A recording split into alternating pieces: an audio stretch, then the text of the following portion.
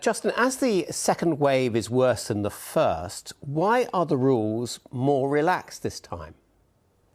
Well, actually, I think there's a much better awareness of the rules and guidance, and I think people are more wary of the potential dangers and impacts of COVID, and I've seen that through my conversations with fellow local residents.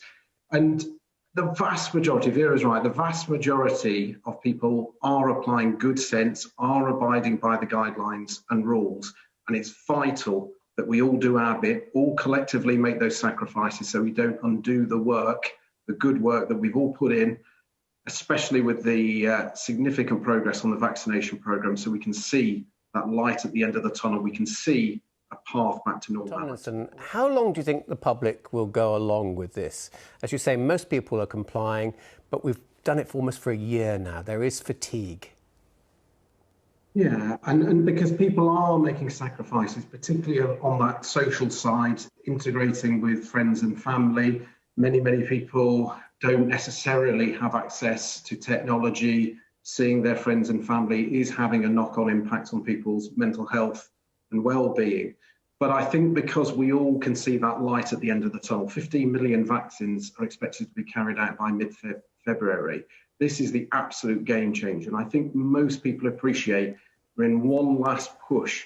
And what we have seen since the ramping up of the restrictions and the tightening of the guidelines, we have started to see those positive early step signs of improvements in those infection rates.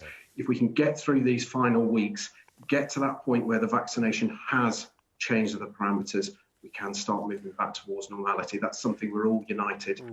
Justin, we'll start with you, if we may, because you're the local MP. What's your priority, saving the Oasis or saving the idea of this new ski complex?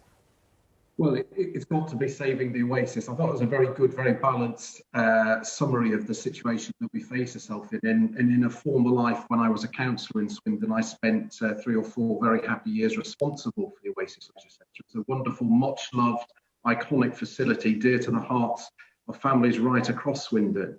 And the reality is that an Oasis was a very exciting, once-in-a-lifetime opportunity. For understandable reasons, it hasn't landed. So every single ounce of effort must now be focused on making sure that we can get a reopened, improved Oasis Leisure Centre. And that is eminently deliverable because there is sufficient adjacent land available for development, and the profits from that can be used to reopen the Oasis, modernise it, refurbish it, which will make it cheaper to run and will increase admissions, which increases income, which once again makes our iconic, much-loved facility viable.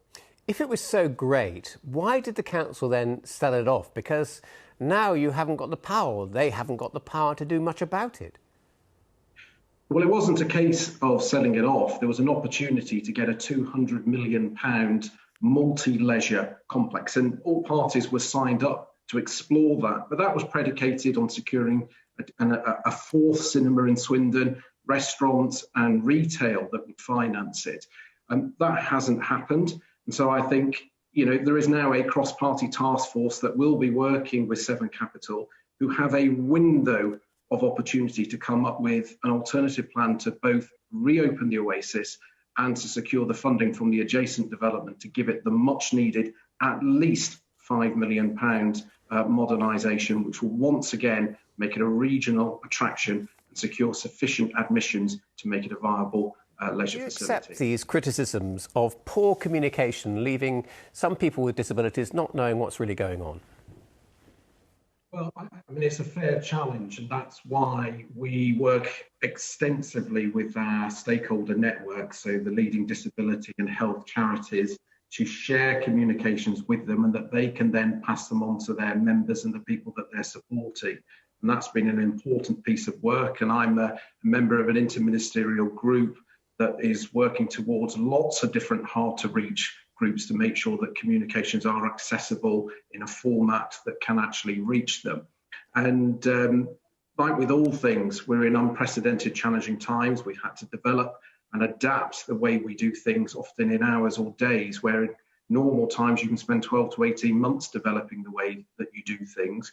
But I'm extremely grateful for the support of those disability and health charities who work side by side with us, helping us develop the policies, the support, and making sure that we are communicating as quickly and as easily as possible to the people who need to hear this. Vera, do you agree with Laura, our interviewee there, that disabled people or people with disabilities should be moved up the priority list for vaccination? My heart goes out to disability people who are living with a disability.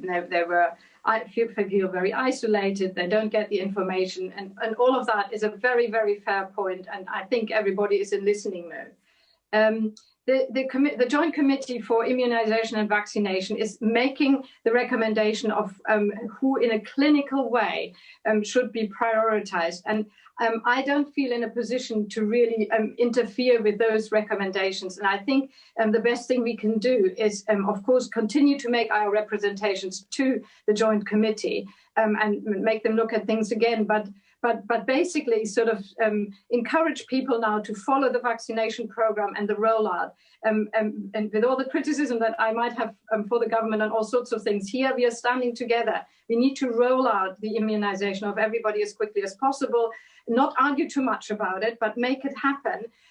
Make sure that people go and get vaccinated when they're being called, and asking people to just be that little bit more careful, patient for a week or two, whatever it takes, that they get called, and then they go as quickly as possible and get the vaccination. But I don't think let's bring in the Minister again, because I think the point that Laura was making is that some 80-year-olds are as fit as 50-year-olds, and yet they're being done as a blanket group, and yet the disabled people with disabilities, it's being done in order of their conditions. Is there an argument for changing that? Well, I want to reassure Laura and other people with either disabilities or underlying health conditions. The Independent Joint Vaccination Committee, as Vera said, is looking solely at clinical need, those at imminent and immediate most risk. So those who are either deemed clinically extremely vulnerable or have underlying health conditions are being prioritised as part of this. And we are looking at 15 million vaccinations by mid-next in February. And so that has already been taken into consideration.